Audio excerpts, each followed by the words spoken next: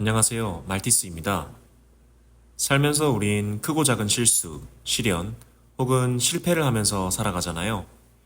오늘은 오랜 시간 저를 괴롭혔던 실패에 대해 이야기해 보려 합니다. 때는 20년 전 2004년 여름입니다. 중학교 3학년이었던 저는 친구들과 농구에 미쳐 있었어요. 고향 창원에서 어시스트라는 농구 동호회 활동을 하면서 평일엔 3, 4시간씩, 주말에는 8시간, 10시간씩 미친 듯이 농구에 푹 빠져서 지냈습니다. 그렇게 할 수 있었던 이유는 명확한 목표가 있었기 때문인데요. 당시에 나이키, 아디다스, KBL 주최로 전국구 3대3 길거리 농구대회 토너먼트를 진행했었거든요. 전년도, 그 전년도, 또 그 전에도 수차례 전국 우승을 거머쥐었던 선배들의 명성을 이어 저희 기수도 전국 우승을 하는 것이 바로 그 목표였죠. 훌륭한 코치님과 선배들의 지원 아래 MBC ESPN에서 중계까지 하였던 아디다스 3대3 대회에서 중등부 결승까지 올라갈 수 있었습니다. 거기서 저의 어이없는 실수가 나오는데요. 아디다스 3대3 길거리 농구 경기의 룰은 공격을 시작할 때 중앙에서 가드 포지션 선수가 첫 패스를 같은 팀에게 하며 시작되는데, 이때 같은 편 선수는 반드시 3점 라인 밖에서 패스를 받고 침투를 해야 합니다. 저는 예선을 포함해 지난 수십 경기에서 단 한 번도 이를 어긴 적이 없었는데요. 무려 결승전에서 3번을 실수하고 맙니다. 첫 번째 어긴 경우에는 다시 처음부터 공격을 시작하고, 두 번째 어긴 경우에는 공수 전환, 세 번째 어긴 경우에는 공수 전환 및 상대방에게 자유투를 이래 부여합니다. 결승전은 정말 치열했습니다. 1점 차로 역전과 재역전, 재재역전을 거듭하는 치열한 상황이 이어오고 있었는데요. 결정적인 세 번째 실수는 1점 차로 리드하고 있는 경기 막바지 20초를 남겨두고 가드의 패스를 받으며 제가 또 3점 라인을 밟고 맙니다. 이날은 첫 번째, 두 번째, 세 번째 모두 제가 선을 넘었습니다. 이로 인해 공수 전환 및 상대팀에게 자유투 한 개가 주어지는데, 상대방은 침착하게 자유투를 넣은 후 동점을 만들었고, 이어지는 공격권에서 2점 슛을 성공하면서 우리 팀은 패배하게 됩니다.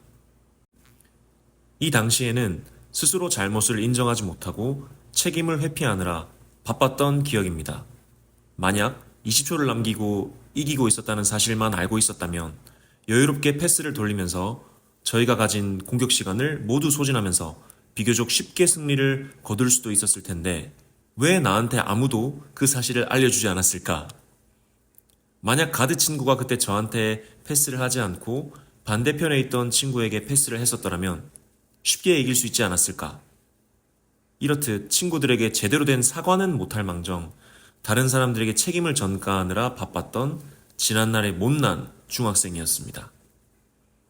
그 이후로도 한참 동안 전국 우승 타이틀을 눈앞에서 저의 실수 때문에 놓쳤다는 죄책감과 좌절감으로 꽤 오랜 시간 동안 후유증에 시달렸습니다.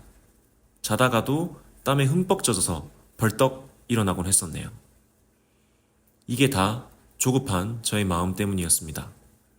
중요한 상황에서 주변을 둘러보지 못하고 시야가 상당히 좁아져 버린 상태에서 선을 넘고 또다시 넘어서 발생한 일이었던 셈이죠. 이 당시에도 선배들과 코치님을 통해 이러한 저의 성격에 대해 많은 조언을 들었고, 급할 때야말로 정말 그 사람의 본성이 나온다고 하는데 저의 본성을 봤던 경험이었고, 이는 이후로 살아감에 있어서 분명히 도움이 되는 사건이었다고 봅니다. 하지만 안타깝게도 인생이란 게 그렇게 간단하지가 않더라고요. 이 한 번의 실패로 인해 다음에 올 수많은 비슷한 사건들을 유연하게 대처할 수 있었느냐?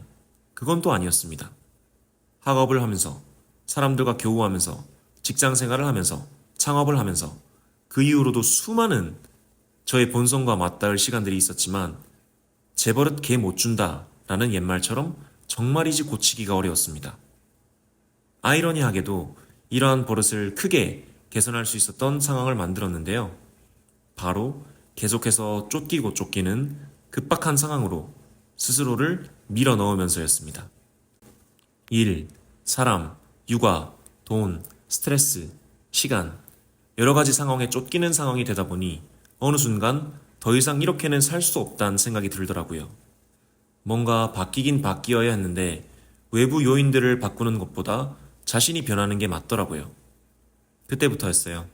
오랜 시간 동안 열정이라는 허울 좋은 이름 아래 조급하고 예민하고 이기적이었던 스스로를 돌아보게 됐습니다. 그렇게 그날로부터 20여 년이 지난 어느 날 사건이 하나 있었는데요. 운영 중인 식당에서 점심 식사를 위해 간단하게 요리를 마친 상태였습니다. 마침 냉장고를 보니 달걀이 하나 덩그러니 있더라고요. 운동을 좋아하는 우리 직원들 중에서 삶은 달걀 하나 남겨두었나 보네 라고 생각하고 가지고 와서 식사를 마친 후에 후식으로 먹으려고 달걀을 탁 깨는 순간 액체가 삑 튀어나왔습니다. 그 순간 웃어버렸는데요. 이때 제가 참 많이 변했다는 생각이 들었어요. 불과 몇 달 전만 해도 여유가 없었을 적에는 누가 이걸 페이크로 냉장고에 넣어두었어? 남 탓을 하고 나는 왜 바보같이 당연히 삶은 달걀이라고 생각하고 깨먹은 거냐? 확인해볼 생각도 하지 않고 스스로를 탓하고 어떻게든 타인의 탓으로 돌리고 분노하고 인생의 에너지를 부정적인 상황으로 쓰려고 했을 텐데 그날은 달랐어요. 그렇게 한번 웃고 뭔가 변한 제 자신을 발견하고는 기념으로 깨진 달걀 사진을 한 방 찍고 어떻게 할까 하다가 맛있게 달걀 프라이를 해 먹었습니다. 누군가 보기에는 이게 뭐 도대체 어쨌다는 거지? 라고 생각하실 수도 있겠지만 개인적으로는 지난 20여 년간의 조급하고 여유가 없다고 자책하고 스스로를 들들 볶아오고 남을 원망하고 세상을 원망하던 부정적인 한 사람이 한 계단 도약하는 터닝 포인트였다 라고 보시면 됩니다. 이렇게 불나방처럼 선을 넘는 사람에서 이젠 조금 덜 밝게 된 사람이 됐네요. 감정을 너무 높지도 너무 낮지도 않게 중간 즈음으로 유지하는 것. 흔히들 말하는 평정심을 유지하는 것을 어렵게 배워나가고 있습니다. 여기서 말씀드리고픈 또 하나는 무조건 선을 밟지 않는 게 좋다는 것이 아니고요.